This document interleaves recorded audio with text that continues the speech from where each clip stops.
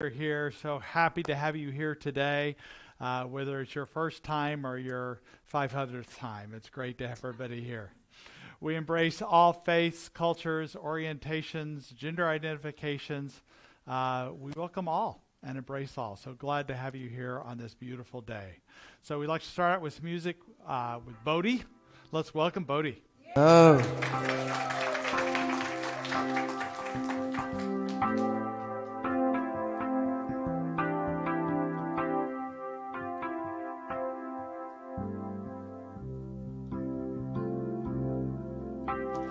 All that I see, and all that I hear, and all that I feel is God. And all that I have, and all that I do, and all that I am is God.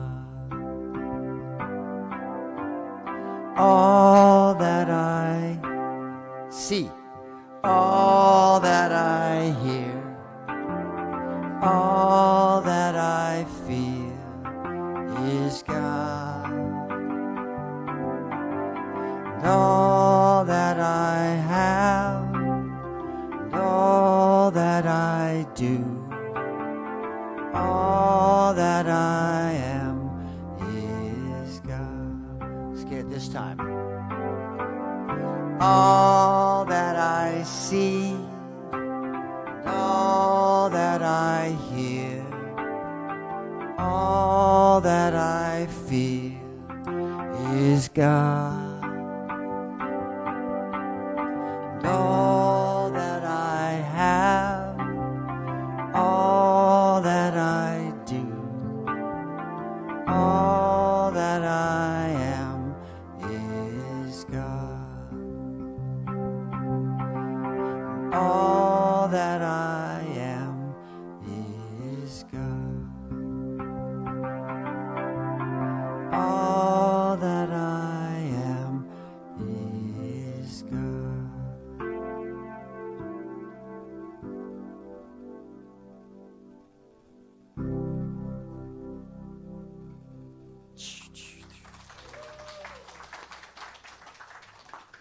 So Bodhi, if all that I see and all that I hear is God, that's you.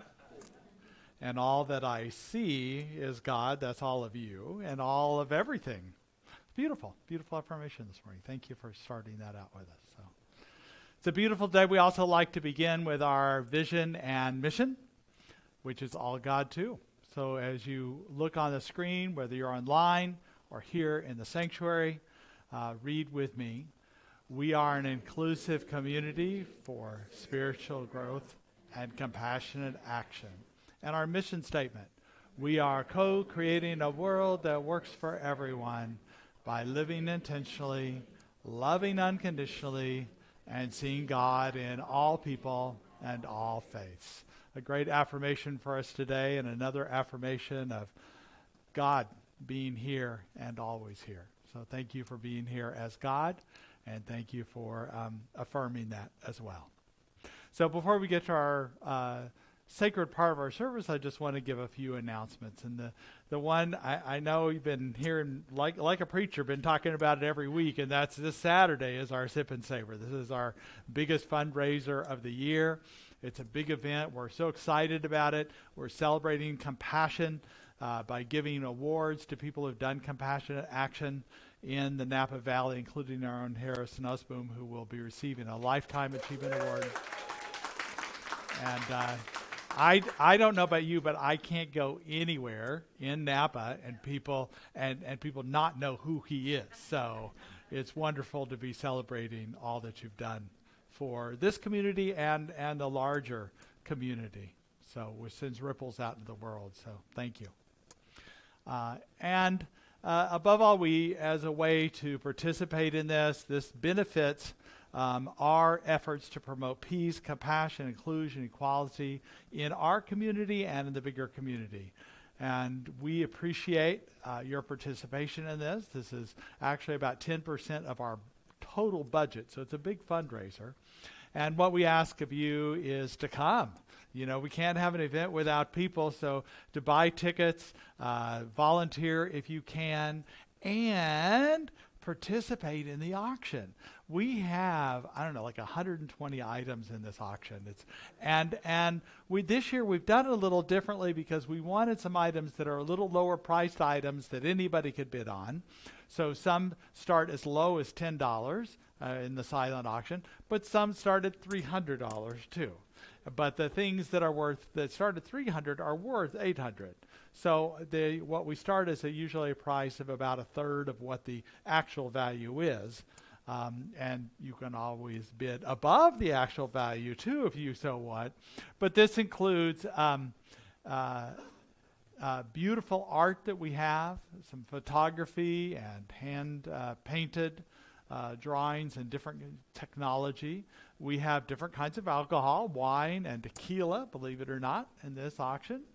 But we have a lot of non-alcohol too. We have some beautiful jewelry as well, gift bags, purses, different kinds of things like that. And also restaurant gift certificates, including these 4 restaurants, Petit Soleil, Hop Creek, Napa Sports Steakhouse, and Super Duper Burger. So, you know, all variety there. And that's kind of fun because you actually get something, you know, that you can use right away and help with the economy. And these are donated. So these restaurants, we'd like to promote them anyway because they've given to our auction. So even if you don't win the certificate, these are great places to go. And then we also have some live auction items that are higher priced items, including, if you look on the left side, a tour in a sidecar of a motorcycle and lunch, a Napa Valley transportation tour with Mike Ward as the tour guide. And then also Reed Family Vineyards are offering a way, if you win this, you go to their winery and you bottle your own and label. You create your own label for a case of wine, so you can have it anything you want, a company or your individual family. And so these are some fun items in our live auction as well. So happy that you're going to be joining us for that. And needless to say, there's going to be wine tasting and raffle and spin-a-win ways to do it. Wonderful food that's going to be that Imelda Gomez is leading up the team to. Imelda's back there for delicious food, some specialty waters and non-alcoholic drinks. And so everything is just going to be a fun community event. We have already sold over 120 tickets. So we expect to sell 150 by it's said and done. If you haven't got your ticket now, I previously had the deadline as Friday, but I extended to today. So today's the last day to get your what's called early bird. Thank you. My brain just stopped working there for a minute. The early bird tickets. There will still be discounts at pre-event, but this is the most significant discount that ends today. So get your tickets today if you haven't got them already. And thank you for supporting that. And then just starting in later in May, on May 23rd, I think it is, I'm going to be teaching a new class called Super Attractor. And this is going to be just a 6-week class, a sliding scale fee. It's going to be online and in person. And it's based on the writings of Wendy DeRosa and Gabrielle Bernstein. But it's also going to have a format to where the last half of the class we're going to be doing mastermind groups. So it's going to be a lot of small group work that you're working on manifesting things in your life that you want to manifest, and some time to really work with other people and have them support you during the week as well. So it's going to be a little different format, less teaching and more support group that you could extend beyond the class if you want to. But we're going to be able to have hybrid classes too. So any of you online that want to do a hybrid, we can have hybrid groups. We can break you out in groups. And, you know, with texting and email, you can keep in touch during the week no matter what. So I'm excited about that. Registration does start today. It's not on the website yet. It did go out in the email today, but it'll be on the website by early this afternoon. And you can register out at the guest table today, though. Sliding scale fee on that. And then some excitement. So there is life after Sip and Savor as well. And on May 5th, this Sunday, we're planning some fun music in May. So the first one is, I found this new tenor that seems to be able to sing anything. And you might have heard him. His name is Diego Garcia. So on May 5th, he's going to be singing with us. It'll be fun to have him back. And he's also going to be announcing a date that he's going to do an outdoor concert for us in June. So we'll talk more about that. But first things first, come join us on Sunday the next week for Diego. And then the following Sunday is Mother's Day. And I don't think I have a slide on it yet, but Shauna Marshall is going to be our singer with an accompanist. And it'll be fun to have her as a celebration of Mother's Day. So Family Month, that's right. Oh, that's right.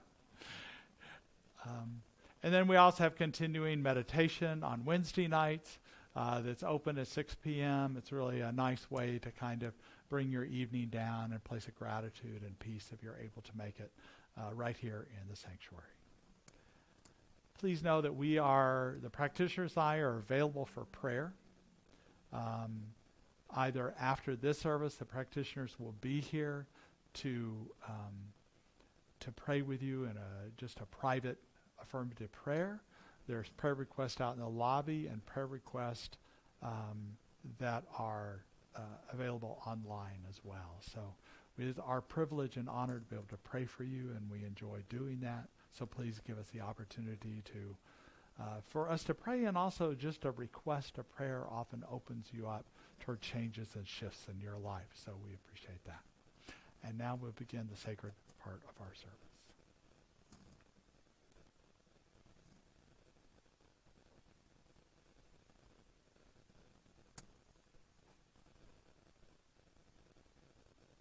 Magic happens everywhere. Take a breath, you'll find it there. You are a part of it, and I am a part of it. Magic happens everywhere. Take a breath, take a breath. Really quiet. Revolving tide, creating life. You are the one. I am the one. Is there a way to manually do it? Evolving mind. You want to? Okay. Healing. Well, just do it in your own way. That's fine. You are the one. Oh, wait for the music. Wait for the music. You are a part of it. You want to come up? I am a part of it. Yeah. Part of it. I am a part of it.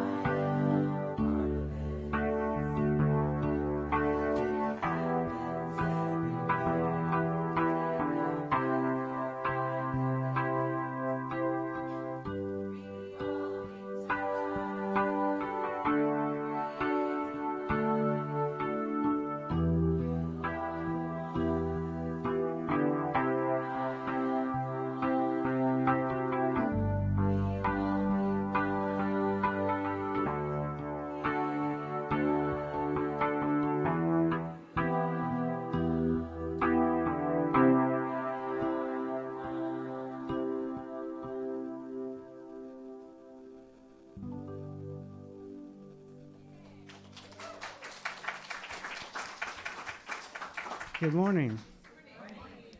Let's sit up straight in our chairs.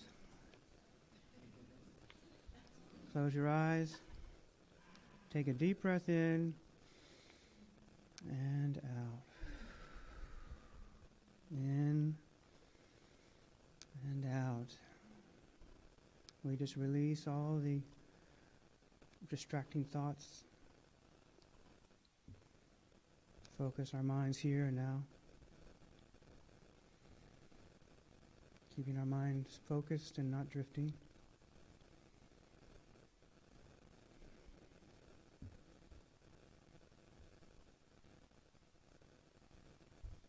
Good morning. Have you ever lost something?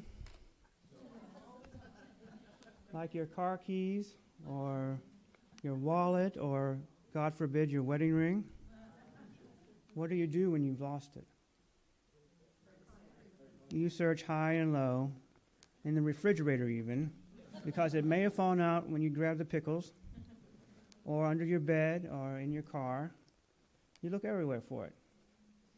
And then you put your hand in your pocket, and there it was all along.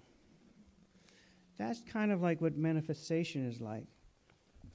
Retrieving something that we had all along by focusing our mind on it and having the consciousness to know that it's already been solved, the situation has already been solved, the object has already been found. But you feel a little silly because it has always been there. One of my favorite quotes, I may have used it a little bit too frequently, but one of my favorite quotes comes from Swami Vivekananda. All the powers of the universe are already ours. It is we who have put our hands before our eyes and cry, it is dark. I'm suggesting this morning that manifestation occurs because we realize that we have all we need. When we realize we have all we need. We manifest when we have raised our consciousness to the level that makes what we need to manifest obtainable. I would suggest this morning also that manifestation works hand in hand with imagination. Neville Goddard, who is a metaphysical lecturer back in the 40s and 50s, talks about a story about living in New York and becoming awfully homesick. I think this is sinking.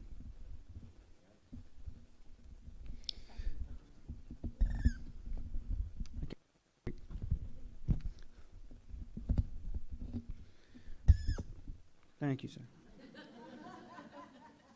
He talks about living in New York and being awfully homesick. He was a native of Barbados. I guess it's easy to be homesick for Barbados. But he had no money to get back to take the passage on a ship to go down to Barbados. So he developed a practice of every night before he went to sleep, he would imagine Barbados. The white sands, the flying fish coming out of the ocean, the palm trees, the warm breeze. He kept on doing this for weeks. Suddenly, he found out that his brother wired him some money to take the passage to Barbados. Imagination coupled with manifestation works wonders like that. Also, if you remember The Secret, who remembers The Secret? Kind of a documentary. There was a man there who almost died in a terrible car crash. He injured himself. He was paralyzed from the neck down, and he was in a very bad way. Well, in his mind, his body wasn't moving, but his mind was still working. And in his mind, he said, "I'm not going to accept this condition." And he imagined himself getting better, his hands moving, his legs moving, finally coming to full health. He kept on imagining that in his mind. He made it a practice. And after weeks of doing that, or maybe even months, his body responded to his imagination. His body manifested those healings.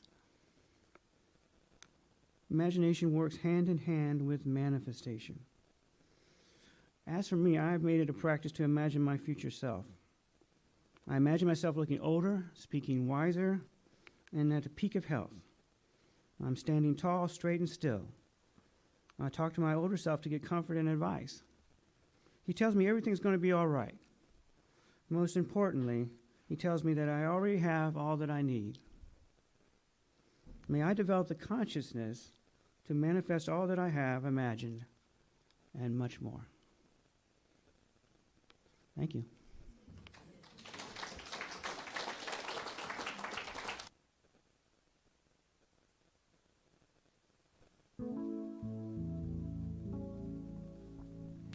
Gently creating cosmic shifts. I was sitting with that and I didn't really have any songs in that department. And then I realized that sometimes shifts happen when we open up to the light of others. So, I have this little piece called "You Light Me Up," and every time I come to Napa, it's like a little shift happens. I just love coming here. It's just, it's been almost every month since perfect timing after I left the Golden Gate Center after 16 years of being music director. And I went from every Sunday to once a week to once a month. It was a nice change. So, anyway, you light me up.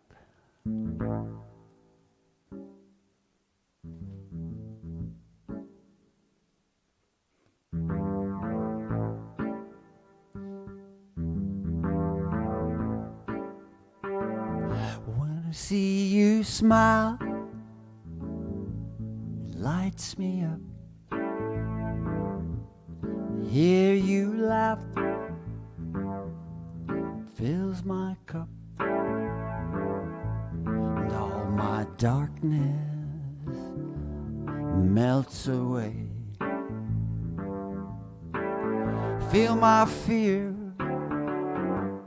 love you anyway, 'cause you light me up. Try that. You light me up. You light me up. You light me up when you let me in to your soul.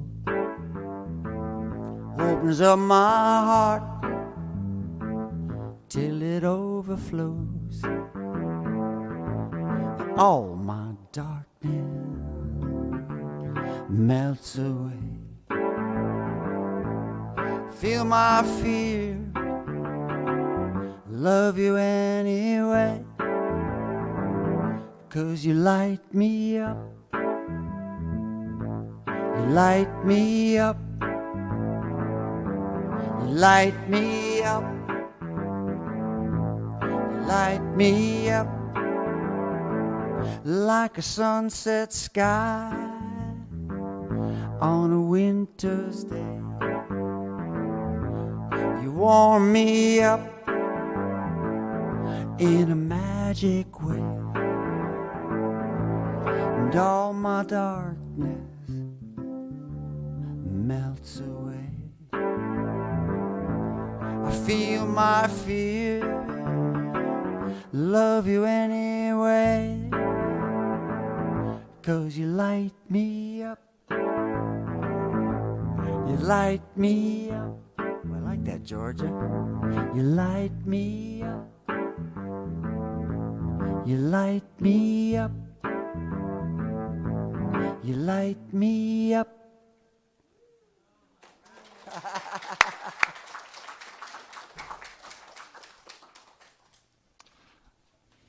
Thank you, thank you, thank you. You light us up too. So thank you very much. Appreciate you being here today. He lives in Mount Shasta, by the way. So he comes down the mountain and into the valley. We appreciate you being here. So this continues. This is the last Sunday that I'm going to be talking about this giant gentleness. If I get the words right, you think after 4 weeks I'd get this down, but I really was interested about this topic because I'm not ready to let it go yet. And so although we're going to go next month into a theme called Good to Great to Grand, I'm going to bring some of these ideas of gentleness into May because it's just such a powerful topic to be thinking about this gentleness within us, this spiritual being, or a sense of power and grace at the same time, that is not only brings us to peace and a compassionate way of treating ourselves and others. But it's a place of creation. It's a place of, instead of forcing things to be in our lives, it's allowing. It's creating from a place of peace and a place of alignment rather than trying to force it in. And John, I appreciate your comments today about manifesting. It's also interesting because sometimes I hesitate to talk about manifesting. I know it's a core part of our teaching that our thoughts create. But I don't want to lead with the idea that we control our conditions. We create our life. We create our experiences. We create this abundance and spiritual life. But we don't control our conditions completely. There are things that are out of our control, and those are ones we work on accepting, right? And yet what we do know that there is this spirit within us, and it's a power greater than we are. It's a power for good. And when we allow it to come through us, this gentleness, then we create a life that is magnificent and beautiful and joyful. And that is what I know. And so it's beautiful to be thinking about gently creating cosmic shifts. And I look at different people as examples in history who had this gentleness. During March, I was talking about Jesus, but there were also many other spiritual leaders. And another one that I want to bring to mind is Francis of Assisi. So I just think when you think about him, you think about gentleness, about this man that didn't find a place for himself in the church, but instead went out on his own and felt one with nature, with animals, allegedly could talk to animals, or they could talk to him. There's a lot of legends about Francis that we're not sure are accurate, but I think what's true is he had this gentleness about him, this profoundness. And he began to gather people around him that resonated, men and women, and they considered him a spiritual leader, but he considered himself just as one of them. The Catholic Church eventually acknowledged him and his order, and it became the Franciscan order that we know now.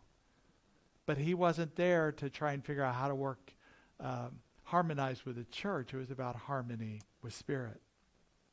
And there's this great story about him, about a town that was struggling with a ferocious wolf that was eating a lot of their livestock, and when people would try and stop him or hurt him or keep him from doing that, she would hurt them and attack them. So they called in Francis thinking, okay, this guy knows all about animals, maybe he can help us. And they told him stories about this insatiable wolf and this ferocious beast he was. And he let go of those stories and emotions of the townspeople and just went out to the forest. And he saw the wolf, and they were at a safe distance from each other. And something about the peace that Francis had, the wolf didn't feel threatened, and just felt calm and easy, and they were able to kind of be with each other. And Francis was able to intuit, knowing that all life is one. That was one of his key concepts, including animals. He was able to intuit that this particular wolf had been hurt. Her leg was hurt and injured, and her pack had left her to go on to other hunting grounds. And the only thing she could hunt was slower animals like sheep and goats. And Francis realized that she was hungry and lonely. And so he went back to the town. He thanked the wolf for being the wolf. He went back to this town, explained to them what happened, and the people understood this, and they got from the compassion of Francis that they could do more. So they promised and did help the wolf heal this leg, fed it temporarily until it was able to hunt the faster wild animals like deer and things like that on its own. There's another account of this story that suggests that either Francis or the townspeople tamed this wolf.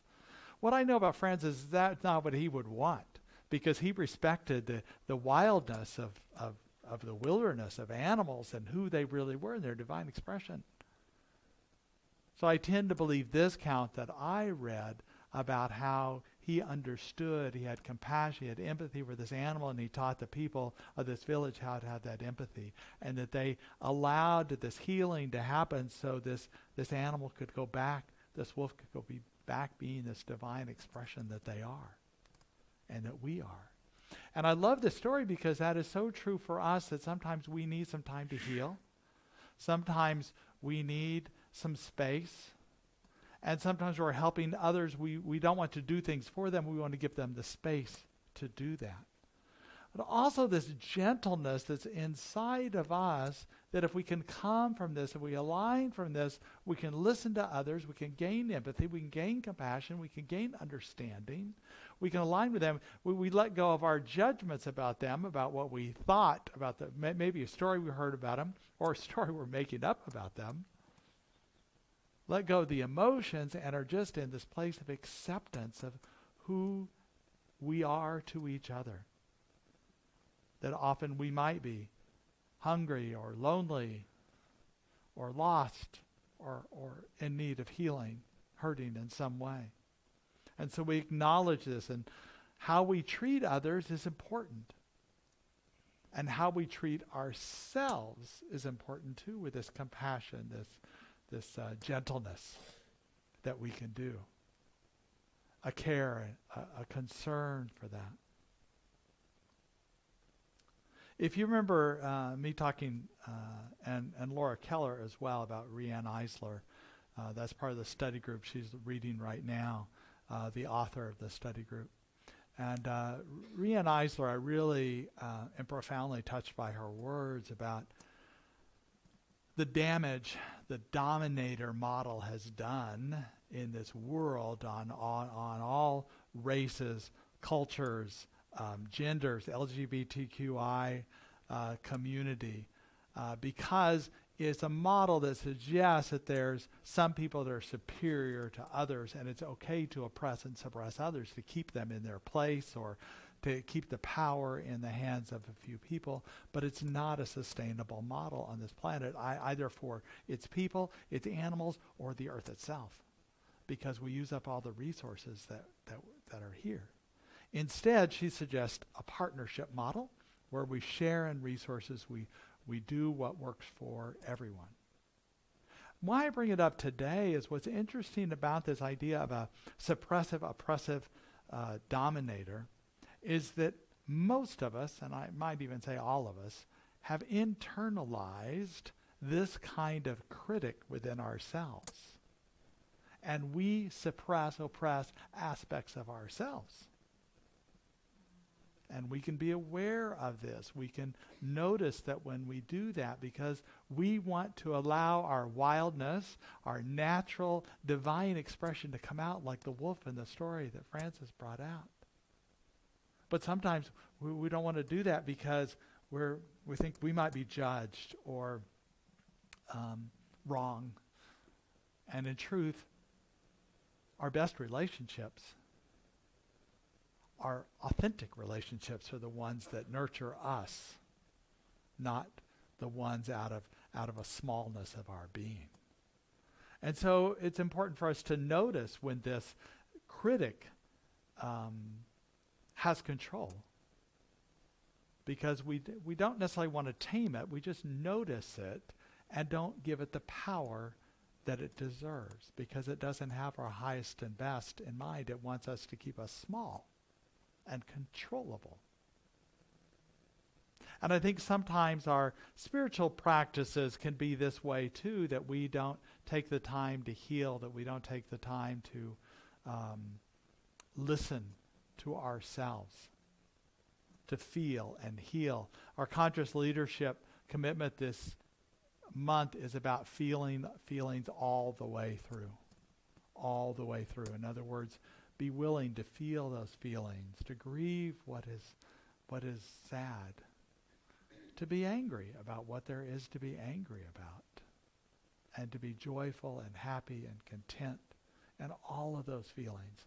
And sometimes they come in the same breath, and that's okay. But my concern is like a that we're like a competitive athlete who is injured but pushes through their injury for the sake of the game, but their injury becomes worse because they're not paying attention. So it's important for us, this softness, this gentleness we can do is an awareness of what is seeking to be healed, what needs a little more time with it. So when we want to talk about this creating shifts in our lives, cosmic shifts, there are certain things that are important to do. So I've offered you 3 things. And the first one is right concentration. Right concentration is one of the 8-fold paths of the Buddhist middle way.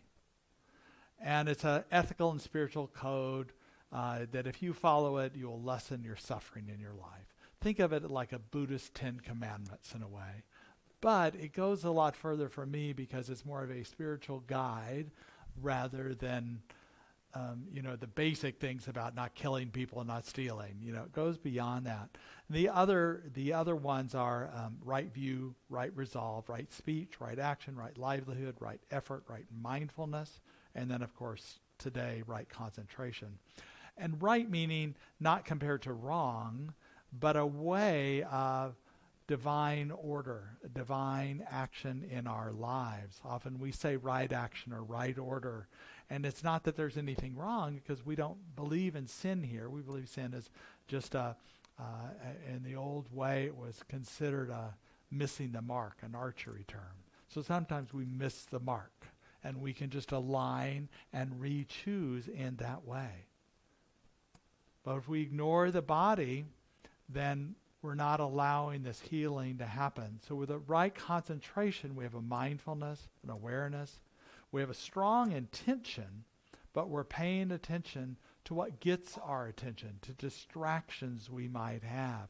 Because where our mind goes is what grows in our life. Where our mind goes is what grows.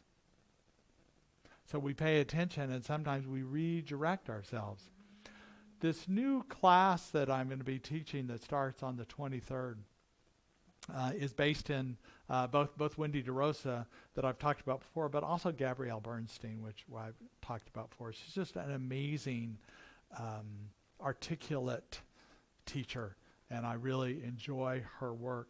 She talks about that when we're on a spiritual path, sometimes we open our heart and to gratitude and joy. We're growing and evolving. We're open to everything. We're in the flow and everything seems wonderful. But that means sometimes we might say yes to everything because we're so excited about life. We're so passionate about life. And yet that doesn't benefit us to say yes to everything. To stay in our bodies and stay in our intuition about what is ours to do is important. There's other times that maybe we're weighed down by concerns or maybe even a health diagnosis. We have lower energy for whatever reason, and sometimes we withdraw too much from life and we don't say yes. So either one of these, it's important for us to stay within our alignment of our gentleness and be open to what is ours to do, because there's a balance there that we can do. If you remember the story of Icarus that I've talked about before, about Icarus was warned to not, once he had his wings of wax, not to fly too close to the water because his wings would get heavy. And I think of us getting heavy with regret or an unforgiveness or a certain lingering sadness in our lives, or just a lower energy for whatever reason. But if we're too close to the water, which is also our emotions, then our wings won't lift us up. That we need to have the balance. Or Icarus was warned not too close to the sun, which is our pride, our not willing to listen to our bodies or listen to others. We go too close to the sun, our wings melt and we fall. So it's this middle path of right concentration, the middle path that Buddhists talk about, that we do. And what we know is the universe will always support us. But we also want to be aware of not paying attention to shiny objects that might distract us, or regret or unforgiveness that might weigh us down. And I think that's, if we're not within ourselves, that we can burn out, we can have our emotions affect others because we're not aware of how we're affecting others. To stay in our body is an important thing to do and focus on that. Choosing our single-pointed focus. Gabrielle gave an example of a person she worked with about 20 years ago named Ariel. And Ariel was a wellness coach. She made jewelry, she did nutritional cooking, and did lots of social media. And she just felt like she was not doing anything well. So Gabrielle said, choose one thing to work on. And Gabrielle noticed she was wearing a ring that said, I love me. I think it was an I love me ring. And she goes, why don't you just do that for 30 days? Let everything else go. She did that for 30 days, and it was a raving success. That everybody was wearing these rings and jewelry and things like that. I looked her up online now, what she's doing now. Now she's doing nutritional cooking. She has a YouTube channel of it. So that's her one focus now. It wasn't like jewelry was what it was all the time. We can flex and do different things. I have a friend in Denver. She's 88 years old, and she's always looking for the new thing to focus on. She's always excited about life. But she's aware at 88 she can't do everything she used to do. But she likes to do a certain project one at a time to make different kinds of cards or clothing or different things, because she likes to stay active with this. And this opens us up, and we can nurture ourselves with this clarity. I think of our intentions in our lives with right concentration. When I am bicycling, or you might imagine if you're walking or running, you keep what I call a soft focus. So if you look too far ahead, when I'm biking, I look too far ahead, I miss the parts of the bumps, or if I'm mountain biking, the terrain that I have to navigate. But if I'm too focused on what's right below me, I'm going to miss what's ahead. So, think of yourself walking. If you're walking like this, you're not going to see anything out here. But if you're walking like this, you're going to trip over something, right? So a soft focus, you know what your intention is. It's there, but you're not gripped into knowing, like, how am I going to do this? What am I going to do? But you're also not so up in the clouds that you don't remember what intention, what experience you want to create. This is what right concentration is. It's allowing yourself to know what you are. And it's important also to be for something and against nothing. To be for something. If you are against something, then there's a resistance there. There's a judgment. There's something that is not what you really want. Go for what you really want. Back about 15 years ago, I think it was, my younger son and actually Michelle's daughter went to an elephant sanctuary that was in Thailand. And teens that were part of Center for Spiritual Living from all over the nation came. Jackie, Michelle's daughter, was in Reno. My son was in Denver. And they went to this elephant sanctuary in Thailand. And it was this beautiful sanctuary for animals, for elephants that had been cruelly treated in their lives. Trained with hooks and spears and different things. And it's so sad. And they were retraining these elephants to be treated gently. And it was great for these teens to be there and young adults, because they could recognize not only that it's important to gently treat animals and how they respond, that you don't have to do that with elephants for them to respond, because they relate to people so easily. And they were also learning how to treat each other that way without having to push or manipulate or hurt somebody to get what we want.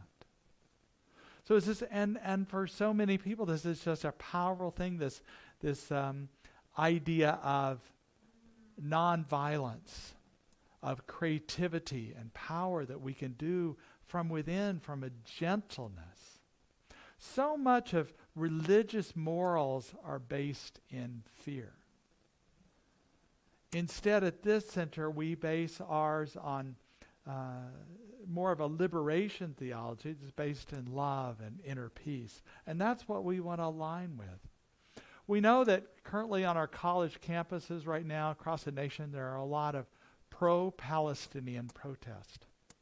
The intention of these, one of the Colombian students says, is to firmly reject any form of hate or bigotry, and to disavow any inflammatory individuals who do not represent us. So the idea is that it's pro-Palestinian, but some of the rogue elements of this have been anti-Semitic.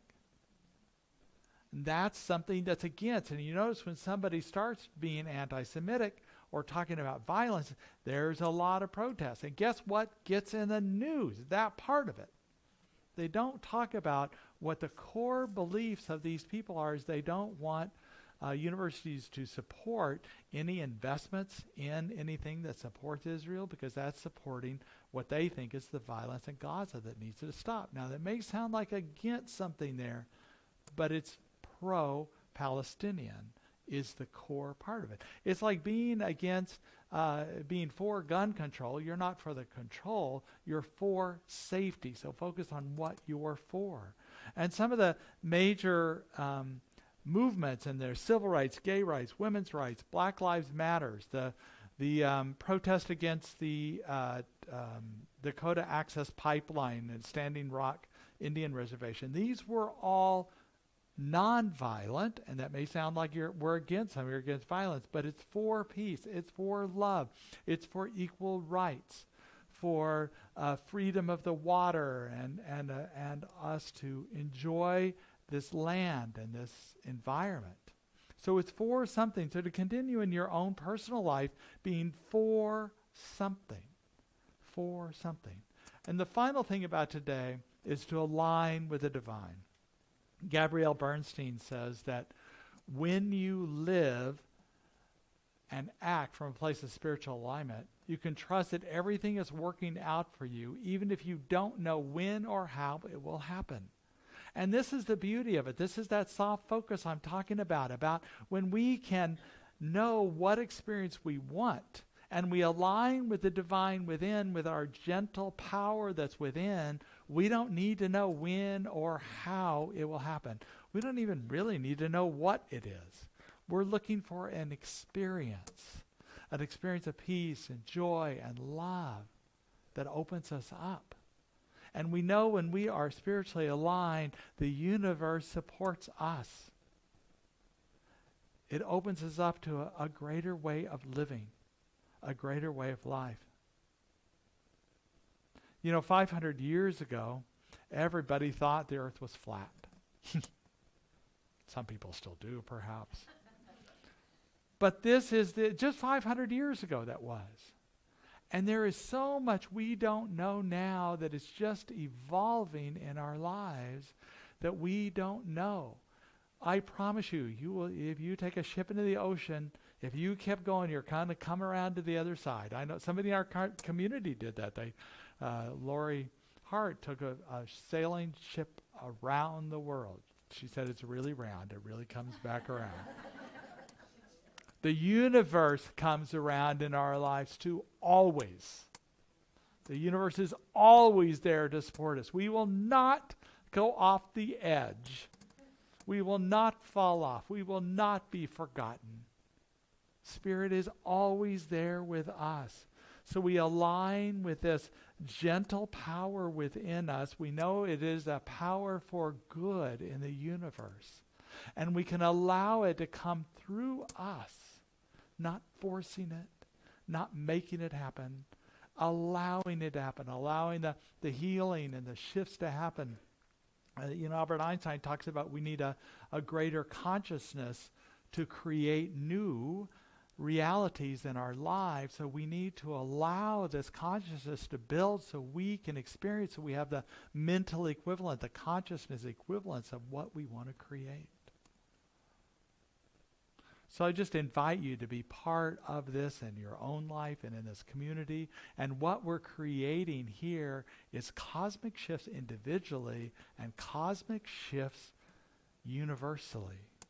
With what we're doing this week with Sip and Savor, with the classes that we have, with all that we're doing, the events. If you came to the Tibetan sound healing the other day, that was amazing. These are the cosmic shifts we are doing together. So thank you for being part of this, and thank you for being willing to align with the divine to create greater shifts. Let us go to prayer. What I know right now is there's only God. And God, Spirit, Yahweh, has our back in all ways. That wherever we go, Spirit is. And we just allow this gentleness in us to create a gentleness for ourselves, a gentleness for the world, knowing that it is this gentleness that allows us to create a greater truth, a greater knowing, a greater shift.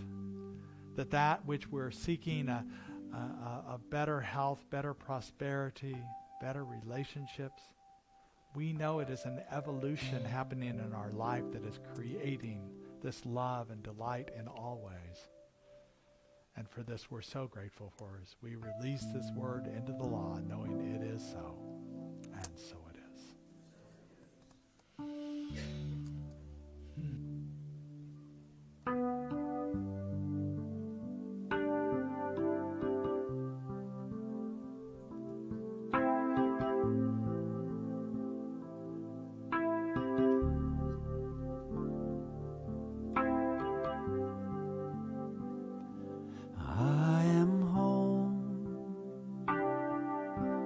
Planting a garden, grounded in the good, I am home. Connection in the presence, beauty, grace, and flow, I am home. Do endings always lead to new beginnings? I am content with what I know. I am home. Sing it with me. I am home. I am home. I am home. I am home. I am home. I am home.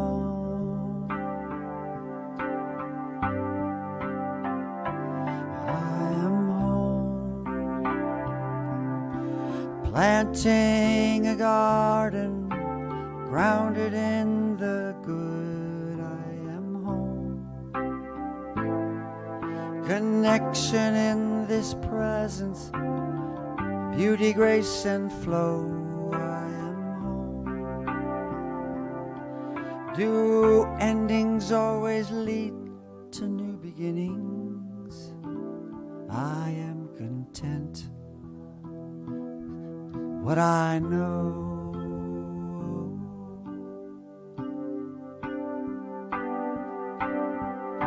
'Cause I am home. I am home. I am home. I am home. I am home. I am home. I am home.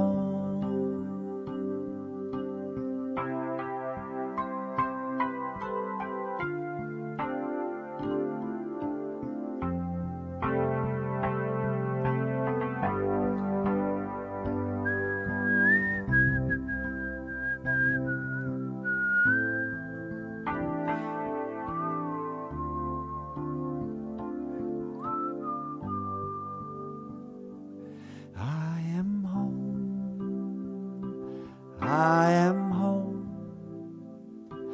I am home. I am home.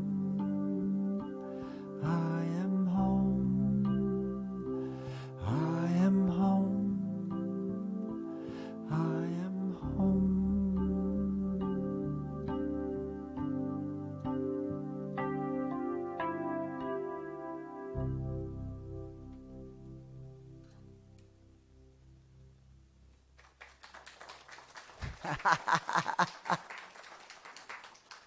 This is one of those services just feels gentle all the way through, doesn't it? Thank you, Bodhi, for playing along. You always say, "Well, I don't know about the theme, but you, in consciousness, you got it." How about that? Whoa, dude, you be my manager? This is a time in our service that we invite you to be part of the law of circulation. If we could have our ushers come forward. What I know is that what you give opens up to a greater life. Anything, a prayer request, abundance giving, love giving as a way of opening the heart to greater abundance, greater experiences in our lives. So we appreciate you being a part of the support of our vision and mission here.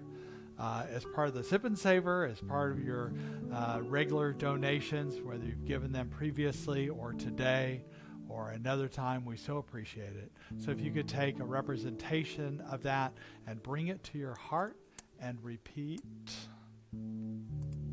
with me the affirmation that's online. Divine love as me blesses and multiplies all that I am, all that I have, and all that I recite, and so it is.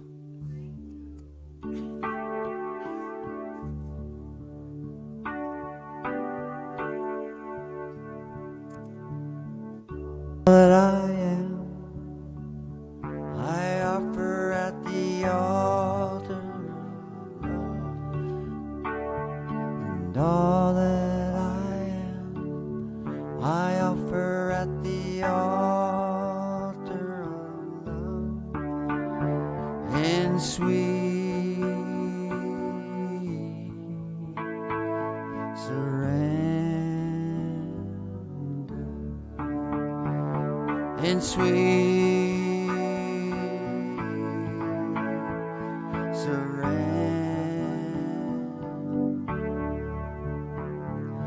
and all that I am, I offer at the altar of love, and all that I am, I offer at the altar of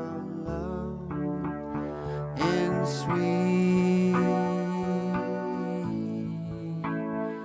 surrender, and sweet surrender, and sweet surrender.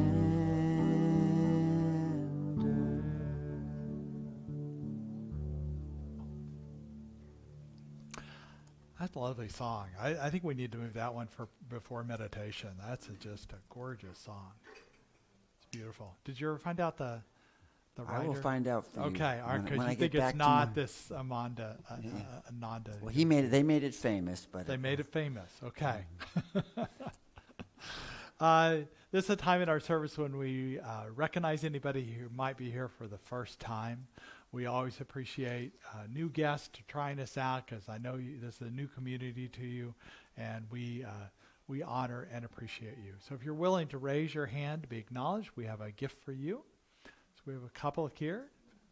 Thank you for being with us today. We also have coffee and snacks out in the courtyard. We have a guest table with more information, but that will give you a little information about us. If you have any questions, I'm available, as really anybody here, any of the practitioners would be glad to be a part of that.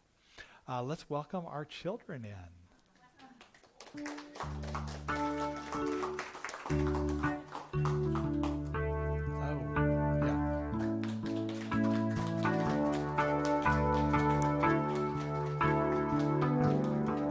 While they're coming in, we need to do the blessing for our new people. And anybody online that's new, so we raise our hand, we say, we bless you today, knowing that the peace and happiness you seek is also seeking you. We honor your inner radiance as you let your light shine in the world. We are grateful for your presence in our community, and so it is. All right. So what happened in the kids club today?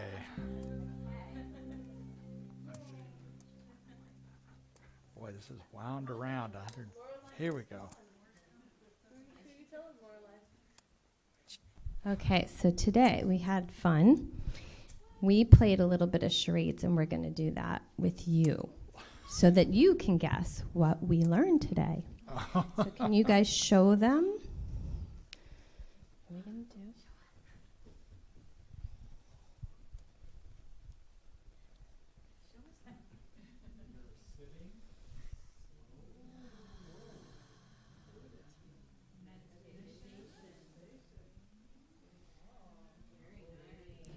What was the word we used to call it? Meditation. Yes. Or Mindfulness. Awesome. these guys are very good at charades, I will tell you. And they're good at meditation too, Yes, which is good. yeah. They It's learn. always good. They told me that they learn this in school. They do this in school. Yes, isn't that funny? I've heard that more and more. Mm-hmm. My son says you smell the soup and then cool the soup. Oh, I like that. Smell the soup and Cool the cool soup. the soup. Beautiful. All right, let's raise our hands for our children now, and we say, we love you, we care about you, and we're here for you. Let's all stand for the community effort. Oh, could the practitioners come forward, please? So practitioners are up here to pray with you after the service for brief affirmative prayer. Feel free to do that. And we ask that those who are going to not pray to go on out into the courtyard, enjoy your conversation and coffee, but leave this as a sacred place in here. So repeat after me. Something wonderful is happening through me right now. Something wonderful is happening through me right now. I'm led by Spirit. I'm guided by wisdom. I'm protected by love. I am here to be a blessing. I am so grateful. And so it is. And now our closing song. Let there be peace. I am a stand for peace. Let there be love. I am a stand for love. Let there be joy. I am a stand for joy. We are making a new world now. Let there be peace. I am a stand for peace. Let there be love. I am a stand for love. Let there be joy. I am a stand for joy. We are making a new world. Many blessings. Have a great Sunday.